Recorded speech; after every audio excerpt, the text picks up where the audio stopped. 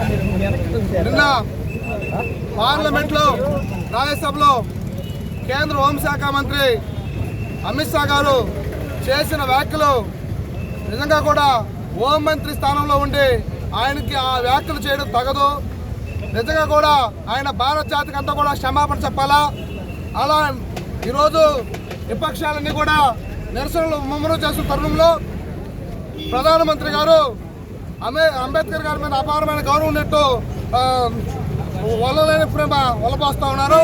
అయితే ప్రధానమంత్రి గారికి అంబేద్కర్ గారి మీద ఏమైనా గౌరవ మర్యాదలు ఉంటే తక్షణమే ఆయన క్యాబినెట్ నుండి అమిత్ షాను బర్తరఫ్ చేయాలా. అదేవిధంగా స్పీకర్ ఓం బిర్లా గారికి మేము చెప్తా ఉన్నాం, ఆయన పార్లమెంట్ సభ్యత్వాన్ని రద్దు చేయాలా.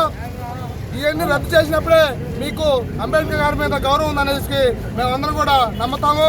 లేని పక్షంలో ఈ ఉద్యమాన్ని ఉధృతం చేస్తామని కూడా మేము తెలియజేస్తా ఉన్నాం. జై భీమ్, జై భారత్.